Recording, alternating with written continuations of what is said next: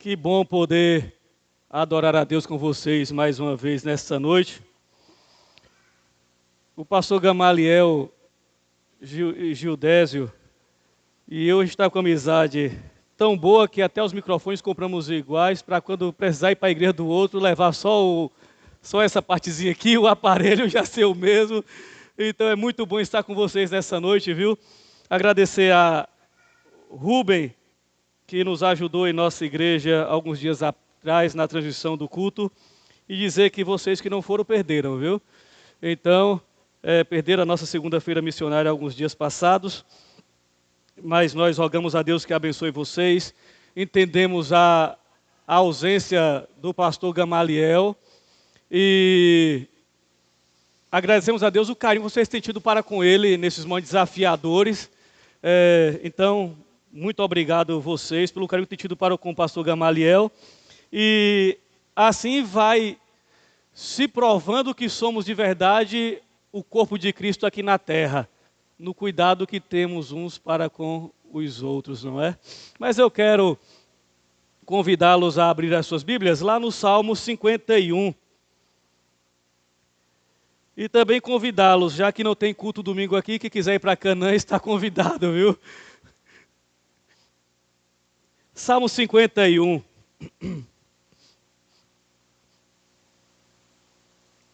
A vocês que nos visitam, sejam muito bem-vindos a essa amada igreja. Voltem sempre. Vocês escolheram o melhor lugar para estar nessa noite, que é a casa de Deus aqui nessa cidade. Salmo 51. Quem encontrou diz amém.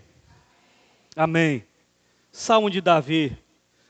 Um dos textos mais bonitos e impactantes que encontraremos no texto sagrado, até por causa de todo o contexto que seremos relembrados nesta noite. O Salmo 51 assim nos diz. Permita-me ler mais texto do que costumeiramente eu leio, então vamos ler todo o Salmo 51. Compadece de mim, ó Deus, segundo a tua benignidade, e segundo a multidão das tuas misericórdias, apaga as minhas transgressões. Lava-me completamente da minha iniquidade e purifica-me do meu pecado, pois eu conheço as minhas transgressões e o meu pecado está sempre diante de mim. Pequei contra ti somente, e fiz o que é mal perante os teus olhos, de maneira que serás tido por justo no teu falar e puro no teu julgar. Eu nasci na iniquidade, em pecado me concebeu minha mãe. Eis que te comprases na verdade, no íntimo e no recôndito, me fazes conhecer a sabedoria. Purifica-me com hisopo, e ficarei limpo. Lava-me, e ficarei mais alvo que a neve. Faze-me ouvir júbilo e alegria, para que exultem os meus ossos que esmagastes. Esconde o rosto dos meus pecados e apaga todas as minhas iniquidades. Cria em mim, ó Deus, um coração puro e renova dentro de mim um espírito inabalável. Não me repulses da tua presença, nem me retires o teu Santo Espírito. Restitui-me a alegria da tua salvação e sustenta-me com o espírito voluntário. Então ensinarei aos transgressores os teus caminhos, e os pecadores se converterão a ti.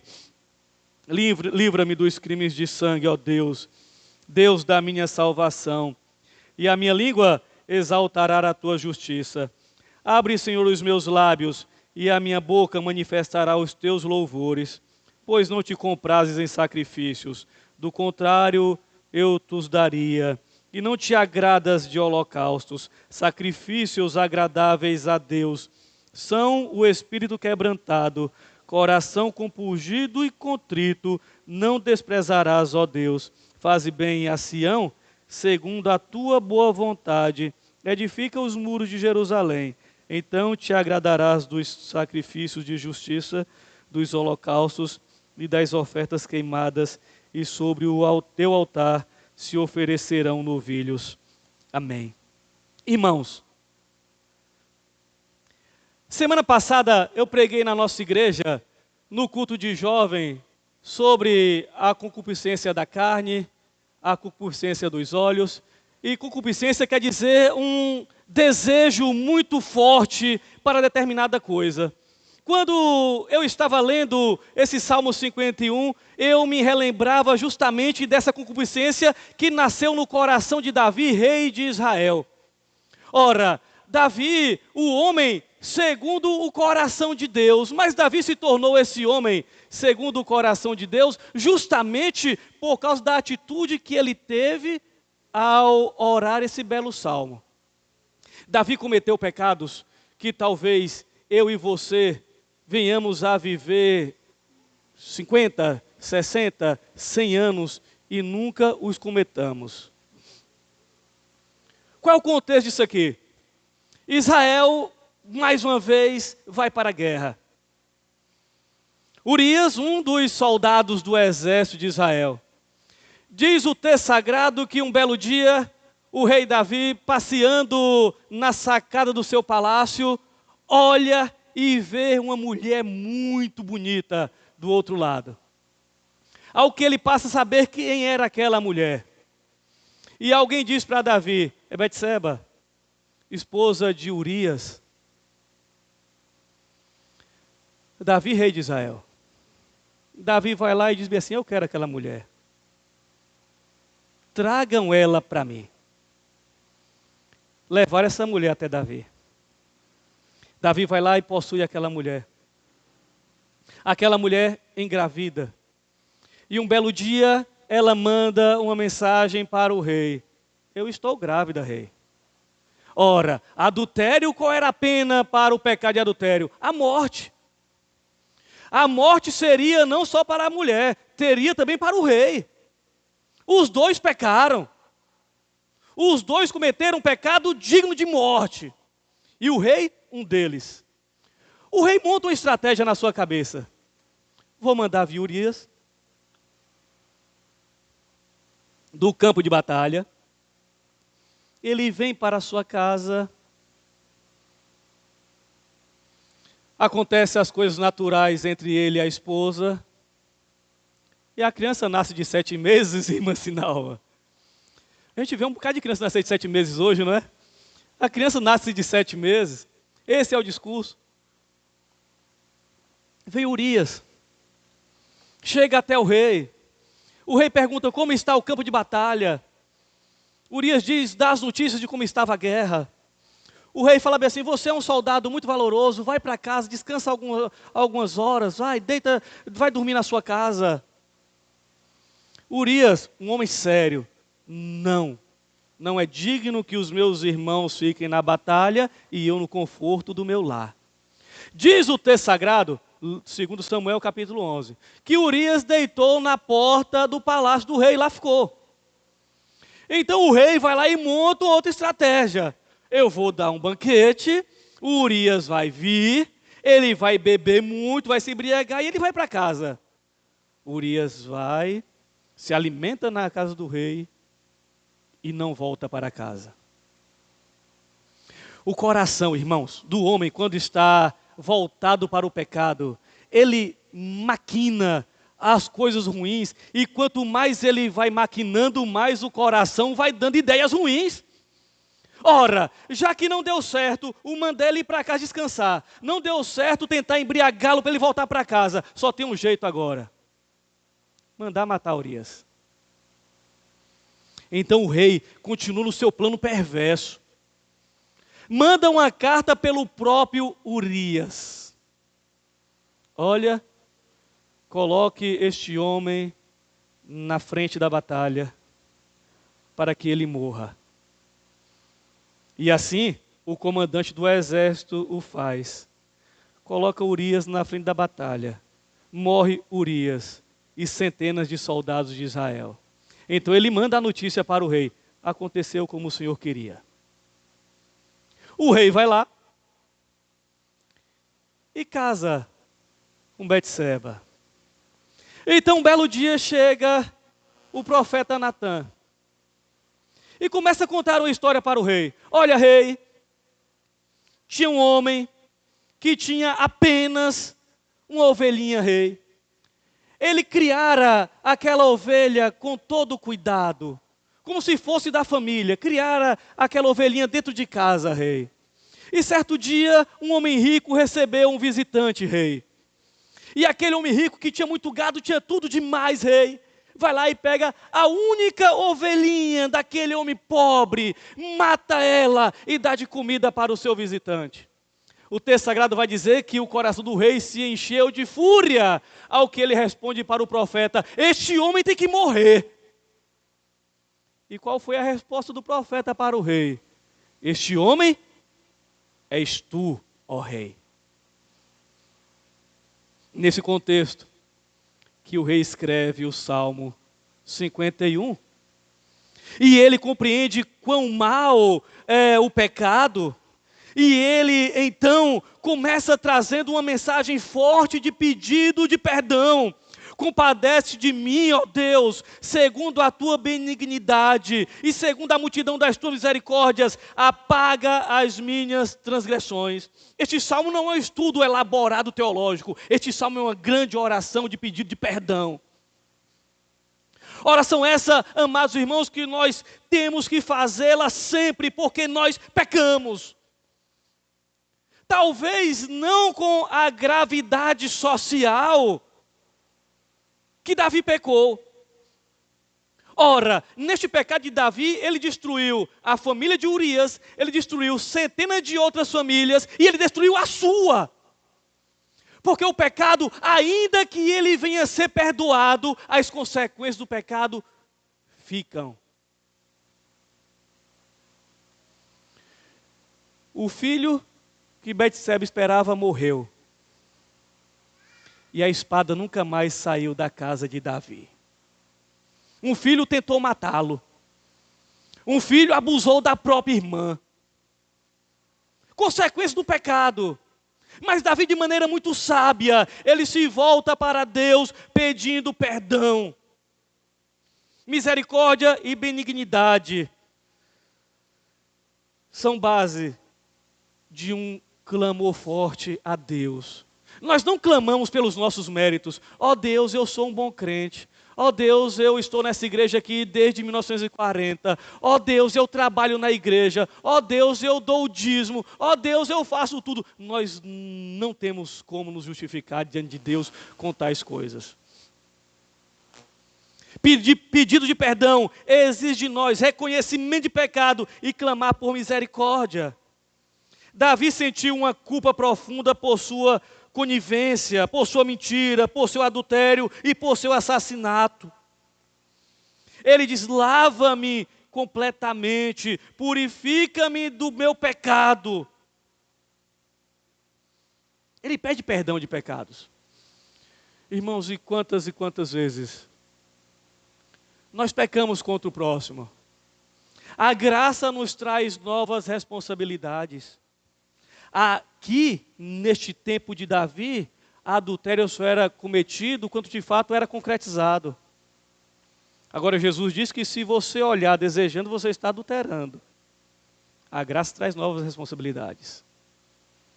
Aqui, no tempo de Davi, o assassinato só acontecia de fato quando era concretizado. Botou Urias para a batalha, Urias morreu. Agora Jesus diz que se eu falar mal do Senhor, eu estou cometendo assassinato. A graça traz novas responsabilidades. Irmãos, é tempo de nós nos voltarmos para Deus com o coração humilde, clamando por misericórdia e pedindo perdão, porque somos pecadores. Então, Davi, ele reconhece a gravidade do problema. A convicção se aprofunda ao incluir não somente a sua causa, a causa do pecado, mas como ele foi formado. Olha o que diz a partir do versículo 5. Eu nasci na iniquidade, em pecado me concebeu minha mãe. Olha para onde Davi leva. Eis que te comprases na verdade, no íntimo, no recôndito me fazes conhecer a sabedoria. Davi, ele compreende que ele era pecador por natureza. desde a concepção, desde o nascimento, ele entende que ele era pecador. Irmãos, faz me lembrar que certo dia uma mulher lá da nossa igreja, que foi da nossa igreja, chegou para mim e falou bem assim: cadê o teu pastor? E eu já tinha assumido a igreja, não é? Aí eu falei: o pastor de mim deve estar por aí.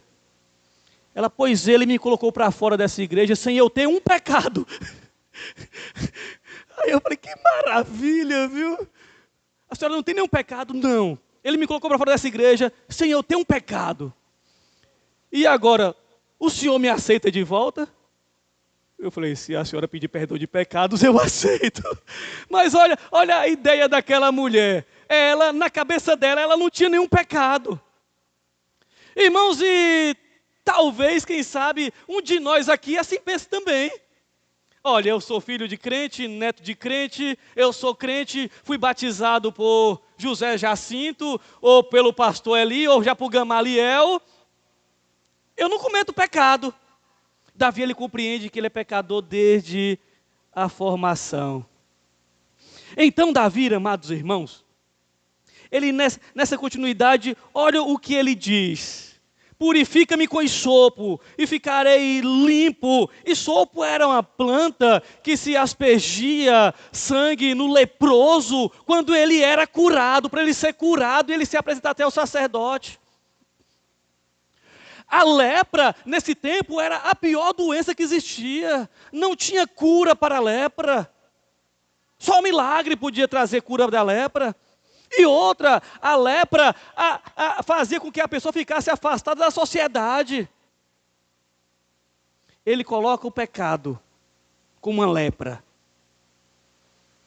que precisava ser lavado, que precisava ser purificado. E aí ele diz assim: olha, lava-me e ficarei mais alvo que a neve. E no hebraico tem duas palavras para lavar. Uma palavra em que usava-se lavar quando você ia lavar uma criança, que exigia cuidado, carinho, um trato todo especial. Eu dei banho, o primeiro banho dos meus 2 filhos foi eu que dei. Que coisa difícil foi o banho na menininha. A minha menininha nasceu na época da pandemia. Não podia receber visita. Eu fiquei nesse hospital aqui com Camilinha um monte de dia. Só eu e Camilinha.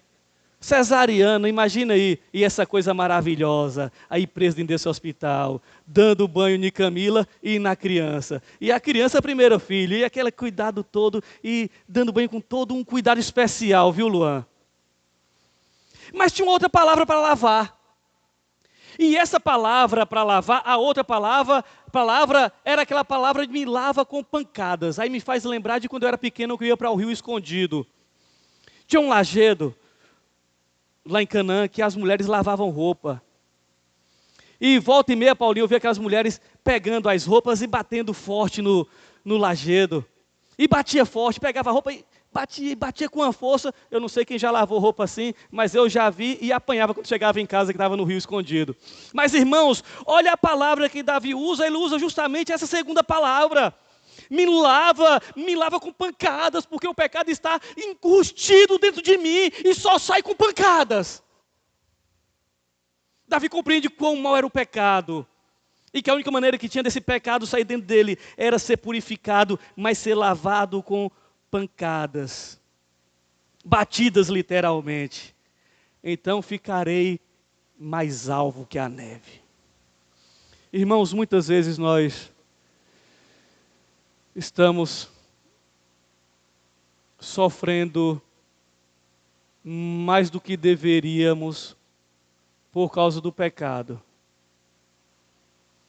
E alguns desses sofrimentos é correção. Então agradeçamos a Deus quando estivermos sendo corrigidos, ainda que seja com pancadas. Porque a Bíblia diz que o Pai corrige a todos quanto Ele ama. Ainda que seja com pancadas. Dona Etelvina me deu um monte de surra quando eu ia para o Rio Escondido, para não morrer afogado. E aquelas surras, ainda que fosse com pancada, era para evitar um mal maior. Davi, ele compreende isso. Davi, ele compreende isso. E clama a Deus para que o corrija, ainda que seja com pancadas. Aí no versículo 10, ele diz assim: cria em mim, ó Deus, um coração puro. Ora, o resultado de reconhecer que o pecado é algo ruim, o resultado de pedir perdão, leva justamente à pureza. Versículos 10 a 13. Cria em mim, ó Deus, um coração puro e renova dentro de mim um espírito inabalável. Não me repulses da tua presença, nem me retires o teu Santo Espírito. Restitui-me a alegria da tua salvação e sustenta-me com o espírito voluntário. Então ensinarei aos transgressores os teus caminhos e os pecadores se converterão a ti. Quando Davi diz, cria em mim, ó Deus, um coração puro, ele está usando uma palavra hebraica que diz da seguinte maneira, bará. Essa palavra queria dizer que era criado do nada. A mesma palavra que está lá em Gênesis, Bereshit bara Elohim. No princípio criou Deus. A mesma palavra que usa-se lá em Gênesis, criar do nada, é a palavra que Davi usa aqui no versículo 10. Cria em mim, ó Deus, um coração puro. Cria de novo, porque dentro de mim não há nada que presta. A única maneira que tem de eu ter um coração puro, Deus, é o Senhor criando de novo, criando do nada. Davi, ele compreende isso e pede para que Deus criasse nele um novo coração. Então ele teria um espírito inabalável. Então ele voltaria a ter alegria.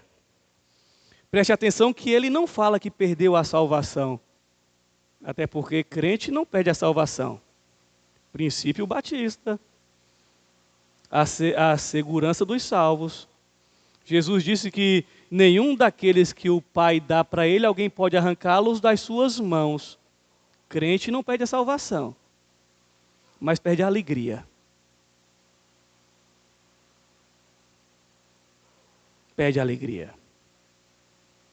Quantas e quantas pessoas estão dentro das nossas igrejas sem alegria? Quantas igrejas estão sem alegria? E alegria não é barulho. Ernesto Tonini dizia que quem faz barulho é lata vazia. Alegria não é barulho. Alegria é contentamento, alegria é satisfação com Jesus, alegria é felicidade, a ponto de nós cantarmos sou feliz com Jesus meu Senhor em momentos bons e em momentos não bons. É essa a alegria que habita no crente, em momentos não bons e em momentos bons, ele sabe dizer, sou feliz com Jesus meu Senhor. E aqui Davi, ele nos relembra isso, restitui-me a alegria da tua salvação, então ensinarei aos transgressores o teu caminho. E os pecadores se converterão a ti.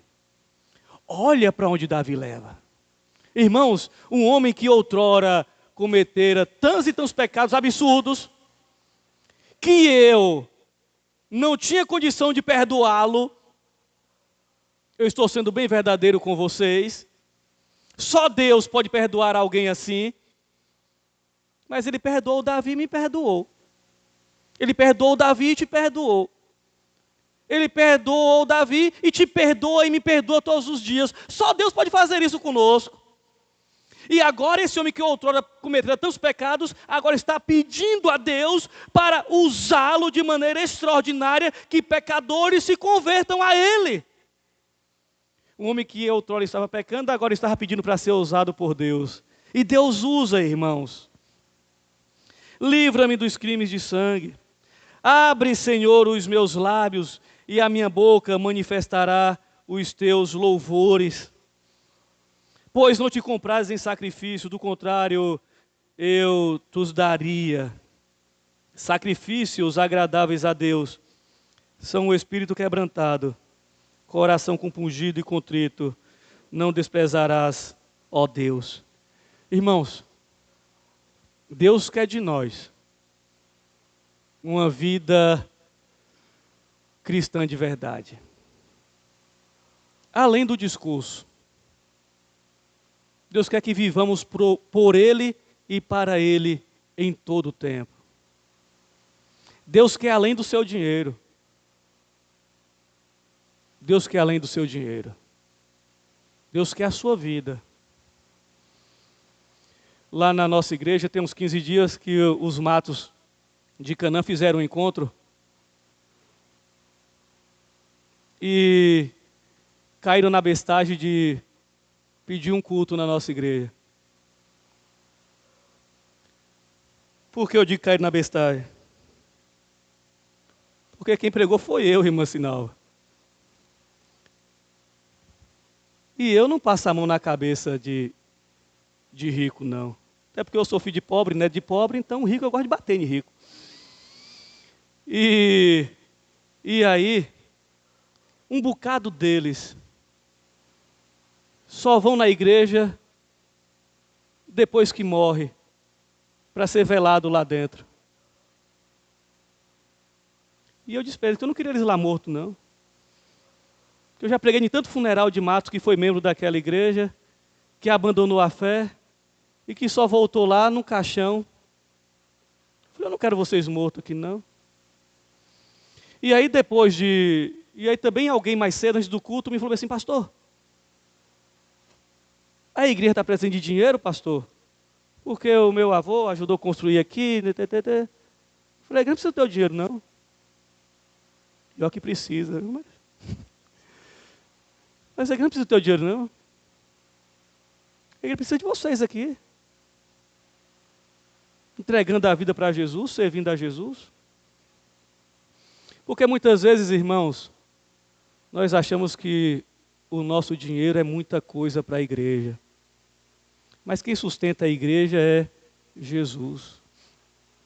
A igreja é dele. Davi tinha muito dinheiro, era rei de Israel. Mas ele precisa se dobrar. Reconhecer que era pecador. Reconhecer o quão mal era o pecado. Mas reconhecer que Deus cria de novo. Que Deus dá uma nova oportunidade todos os dias para aqueles que recorrem a Ele pedindo perdão. Que Deus transforma vidas e transforma para melhor.